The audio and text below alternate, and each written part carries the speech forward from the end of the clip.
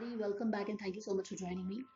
In this video, I'm checking up on the U-turn that forensic expert, the forensic head of AIMS has made in the whole Sushant's report. ठीक है, तो जैसा आपको पता है कि ये रिपोर्ट से पूरे इंडिया को काफ़ी एक्सपेक्टेशंस था. They were expecting some massive revelations being made in this report, but it all went kaput and this guy has come with a completely different and very strong theory कि ये पूरा suicide है. तो ये क्यों किया है इसने? Why has he gone completely U-turn on the statement that he probably shared with जैसा रिपब्लिक टीवी ने एक्सपोज किया है कि उसने अपने रिपोर्टर के साथ उसने क्लियरली बताया था कि nothing can be really said about this case because the whole crime scene was contaminated. तो ऐसा इसने यू टर्न क्यों लिया है? ठीक है, तो ये बात करेंगे, सारी चीज़ें देखेंगे कि कैसे everything is being played with it, क्या रीज़न है और कहाँ से क्या इम्पैक्ट आ रहा था, इन्फ्लुएंस आ रहा था, प्रेशर आ रहा था. वो सारी चीज़ें हम देखेंगे क्योंकि there is a reason why you behave in a particular fashion. तो डिवाइन ने हमें फर्स्ट तो ये बता दिया है कि it was a very careless behaviour on his part to have done something like that. जब आप खुद बोल चुके हो कि क्राइम सीन कंटामिनेटेड था, तो इस तरह से आके बोलना कि 100% सुसाइड थियरी है is itself a very questionable thing to do. It's a very careless thing to do considering that you are a forensic expert of a premier institute. Rather you are the head of the forensic department of a premier institute of the country. Then how do you say such a statement? तो एक पूरी country में backlash हो गया है. और जिस तरह से इन्होंने स्टेटमेंट दिया है, कुछ मीडिया को बुला के दिया है, कैसे दिया है, क्या प्रूफ है, कुछ भी पता नहीं है. तो एक स्टेटमेंट से ज़्यादा एक कंफ्यूजन और र्यूमर पूरा क्रिएट कर दिया उन्होंने पूरे कंट्री में, जिसके कारण पूरा बैकलैश ही नहीं हुआ है. People are questioning his authority. AIIMS has withdrawn from supporting his statement और him and it has finally led to the health ministry to intervene in this and to look deep into it. तो काफ़ी एक careless behavior on the part of a person who is holding such a responsible position. ठीक है, अब ये बंदे ने इस तरह का careless काम क्यों किया है? Fear, काफ़ी fear में है इसने ये काम किया है. यानी कि fear is definitely playing a very important role in he backtracking his statement and making such a careless statement, which has really made him appear like a fool in the whole country. Fear के कारण इन्होंने किया है, ये explain करूंगी मैं. But अगर फिर भी ये फियर भी था, इनको काफ़ी तरफ से था, तो भी इनको ये वाला स्टेटमेंट शायद नहीं करना चाहिए था. और maybe he should have reached out to authorities to help him. इनका जो ये बिहेवियर था, जो इन्होंने एक्शन लिया था, काफ़ी केयरलेस एटीट्यूड था. ऑल राइट, क्यों लिया होगा इन्होंने ये एक्शन? क्योंकि काफ़ी फियर प्ले हो रहा है, काफ़ी प्रेशर प्ले हो रहा है इनके साथ. तो इन्होंने बोला कि okay fine, let me go with the flow. इसको मैं बाद में और अच्छे से एक्सप्लेन करूंगी जब बाकी सारी कार्ड्स को एक्सप्लेन कर लूंगी तब. ऑल राइट, तो ये सारी चीज़ें हमें ओरेकल से पता चलता है. अब चलिए देखते हैं फियर आ कहाँ से रहा है.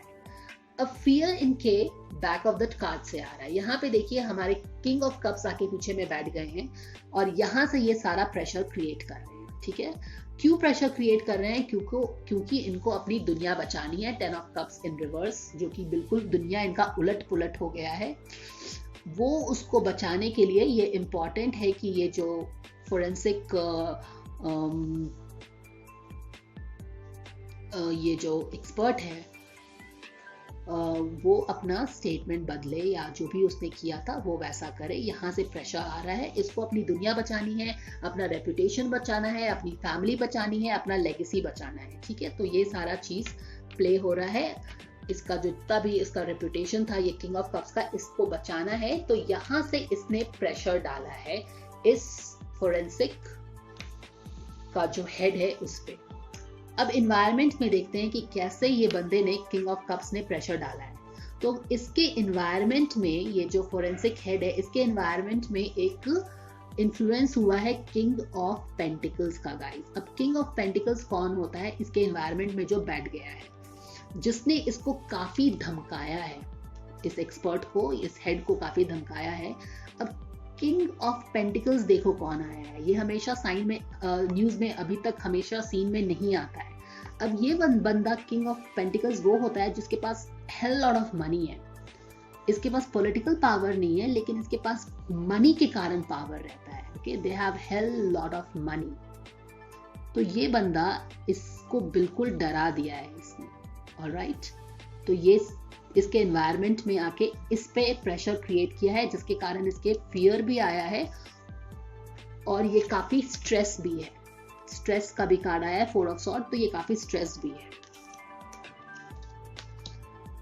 अब यहाँ पे देखिए, मैं आपको इसको किस चीज से डराया गया है, इसको फैमिली को लेकर डराया गया है। ठीक है, फैमिली का चिंता है, तो तुमको जो बोला जा रहा है तुम वो करो, तो फैमिली को लेके भी काफी डराया गया है। साहिल चौधरी वाला अगर आपने रीडिंग देखा है तो वहां पे भी आप ध्यान देना कि साहिल भी अपनी फैमिली के बारे में सोच रहे थे, अपने मम्मी पापा के बारे में सोच रहे थे। किंग ऑफ पेंटिकल्स और क्वीन ऑफ पेंटिकल्स वहां पे आ गई थी, वो अपनी मम्मी पापा के बारे में सोच रहे थे। और यहाँ पे भी देखिए 10 ऑफ पेंटिकल्स इन रिवर्स आ गया है, यानी कि बोला जा रहा है कि तुम अपनी फैमिली को बचाना चाहते हो, अपने बचाना चाहते हो, सेफ रहना चाहते हो, तो you have to do what we are telling you to do. तो इसीलिए शायद इस बंदे ने इस तरह का स्टेटमेंट दिया है, एक फनी स्टेटमेंट दिया है जिसपे पूरे इंडिया ने विश्वास नहीं किया है। स्ट्रेस भी था काफी उसको। ऑलराइट, अब मैं आपको लेके चलती हूँ सबकॉन्शियस और कॉन्शियस लेवल पे लेके चलती हूँ, and I will connect the dots with the king of pentacles आपके लिए। अब आपको मैंने बोला है किंग ऑफ पेंटिकल्स इसके एनवायरनमेंट में आके बैठ गया है, जो कि बहुत ही पैसे वाले लोग हैं ये सब, they are too powerful with money. अब यहाँ पे देखो सबकॉन्शियस लेवल में एक बहुत ही अथॉरिटी वाला आदमी एक बोल रहा है इसको कि तुम वो आइडिया बताओ जो हम बताना चाहते हैं। Okay, you propel our theory. तो तुमको अपनी थ्योरी कोई नहीं डाली है। तो सबकॉन्शियस में मैं बता रही थी कि यहाँ पे देखो ये माउंटेन है और ये माउंटेन के अंदर से ये एक आइडिया आ रहा है, तो ये एक अंडरग्राउंड से एक आइडिया आ रहा है। ठीक है, जहाँ पे बस लोग, अब ये बंदा पूरा नहीं दिख रहा है, बस आइडियाज में इसका एक हाथ दिख रहा है, बट ये बहुत ही स्ट्रॉन्ग हाथ है। It's a very decisive, it's almost like you do what we tell you, there is no way not to say no to us. देख रहे हो, ये हिडन है, अंडर ग्राउंड से ये इंफॉर्मेशन आ रहा है, and it is going up over the mountains. तो ये अंडरग्राउंड से इंफॉर्मेशन आ रहा है। ये किंग ऑफ पेंटिकल्स का कुछ अंडरग्राउंड से का ये आदमी लग रहा है, जहां से इसको ये डिसीजन बोला गया है कि ये लो, एक न्यू आइडिया लाओ इसमें। ठीक है, जो हम बोल रहे हैं वो थियरी इसमें पेस्ट करो। देख रहे हो आप?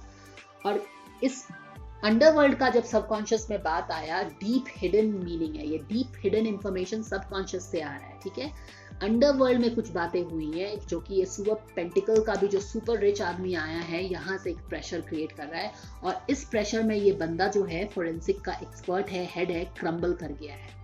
अब देख रहे हो, यहाँ पे भी एक अंडरवर्ल्ड का सीन आ रहा है, and I got guided to use this deck today. So there is definitely a strong underworld element in his whole theory of Sushant's case being a suicide theory. क्योंकि इन लोगों को भी पता है, ये पावरफुल लोग जो इस केस में इन्वॉल्व हैं, उनको भी पता है कि सारी इंडिया और जितने भी लोग हैं जो इस फाइट कर रहे हैं सुशांत के जस्टिस के लिए, they are keeping their eyes pinned on the AIIMS report. तो उनको लगा कि ये एम्स रिपोर्ट को अगर वो लोग चेंज कर देते हैं, अपना थ्योरी डाल के उसमें जो भी मैन्यूवर कर देते हैं, मैनिपुलेट करते हैं, तो उससे काफी इम्पैक्ट होगा सुशांत के जस्टिस को। ठीक है, वो लोग बात मान लेंगे उनका। इसीलिए एक न्यू आइडिया बोला है कि तुम डालो, हमारा आइडिया डालो, there is no way to change the idea. पर लोगों ने उसको बिल्कुल माना नहीं है, उसको एक बैकलैश मिला है उनके इस केयरलेस बिहेवियर को, जो उन्होंने लगा कि वो किसी के प्रेशर में डाल के वो कुछ भी बोल देंगे तो लोग उसको मान लेंगे, तो ऐसा नहीं हुआ है। लेकिन आप क्लियरली देख सकते हो कि ये अंडरवर्ल्ड के प्रेशर में ये बंदा क्रम्बल किया है। This order has come from the underworld, जो कि किंग ऑफ पेंटिकल्स होते हैं अंडरवर्ल्ड। वो लोग पॉलिटिकल पावर में नहीं होते, लेकिन वो लोगों के पास इतना पैसा होता है जिसके कारण वो लोग पावरफुल होते हैं, and they take the shots, they call the shots. So you are getting this.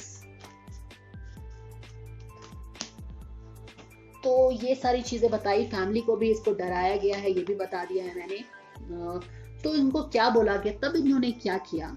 Okay, अब तो फिर ये सारी चीजें जो हो रही हैं, प्रेशर बिल्ट हो रहा है हर जगह से, यहाँ से भी, अंडरवर्ल्ड से भी, और हर जगह से प्रेशर हो रहा है। और इसको फिर क्या होता है कि लोग आते हैं इसके पास, बोलते हैं कि थोड़ा सा पैसा इसको ऑफर करते हैं। 5 ऑफ पेंटिकल्स का कार्ड है, कोई बहुत ज्यादा पैसा ऑफर नहीं किया है, थोड़ा सा पैसा ऑफर किया है और एक होप ऑफर किया है कि तुम्हारा हम लोग सेटल कर देंगे, we will give you something and you will be happy for you. तुम्हारे लिए कुछ एक हॉस्पिटल बना देंगे, तुम्हारा लाइफ सेटल हो जाएगा, you don't have to worry about it. अभी फिलहाल ये लॉन्ग टर्म में प्लानिंग या प्रॉमिस किया है इसको, और अभी इसको थोड़ा सा पैसा देके बोला है कि ये मैटर को जो भी हम बोल रहे हैं तुम वो करो, ठीक है।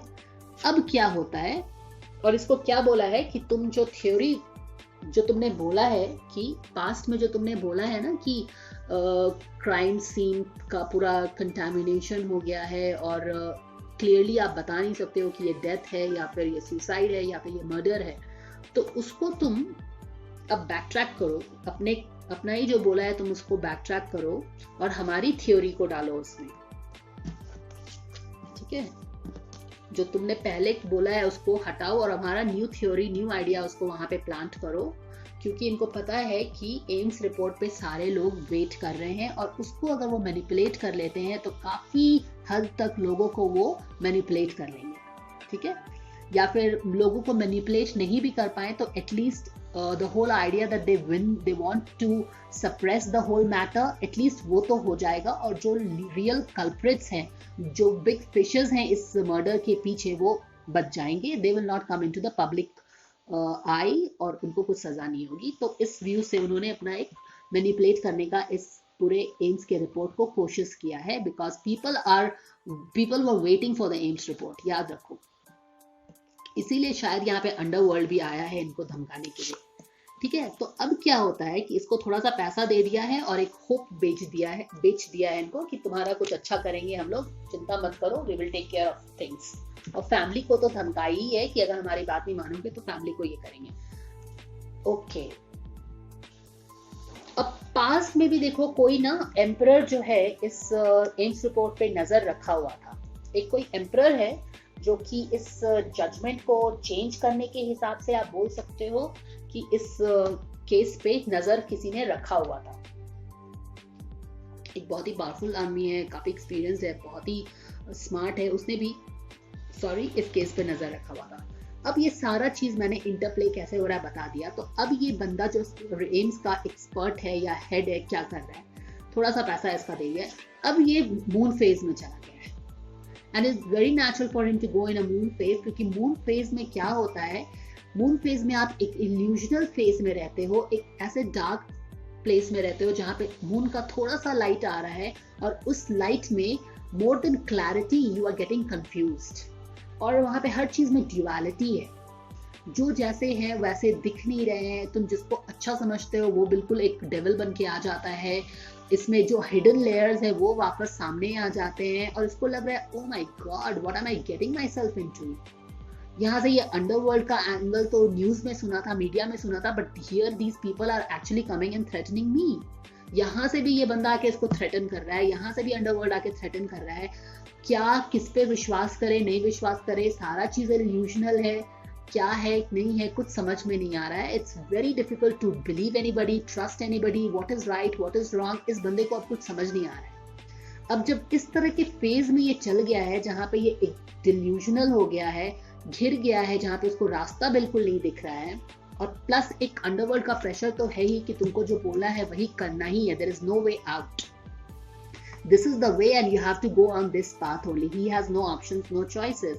तो इसने क्या किया, इसने सरेंडर कर दिया डिवाइन टाइमिंग को। उसने बोला कि जो हो रहा है उसी के साथ जाऊंगा, जस्टिस सुशांत को मिलना है मिलेगा, नहीं मिलेगा मुझे फैमिली का भी चिंता करना है, ये सारे कुछ तो समझ नहीं आ रहा था इसको। तो इसने surrendered with whatever is happening, he went with the flow and he took a decision which was absolutely careless, ठीक है। तो ये अपने ही स्टेटमेंट में बैक ट्रैक करके ये बंदा जाके बोलता है कि इस तरह का स्टेटमेंट एक फोरेंसिक एक्सपर्ट देता है कि वो बिल्कुल 100% suicide theory is a very funny statement to make, and that too for an expert like him, which he also probably knows that it is a funny thing to do, it's a careless thing to do, but because there was so much of pressure from everywhere, underworld, world, डर था, stress था, fear था, family का डर था कि ये बंदा जाके एक फनी सा काम करता है, एक केयरलेस काम करता है, शायद उसको भी पता है कि it was a careless thing to do, but he had no other options to go ahead and do that. So that is why this person created such a ruckus, such a confusion with his statement of making a very blatant statement ki it is a murder theory, it is a suicide theory, in spite of knowing very well that he cannot make such a statement because there are no evidence to prove that it is a clear-cut case of suicide. So that is the guidance, guys. Do let me know what you feel about it. Thank you so much for watching, and I will see you again with a deep-seated insight for another theory. Take care of yourself, and bye.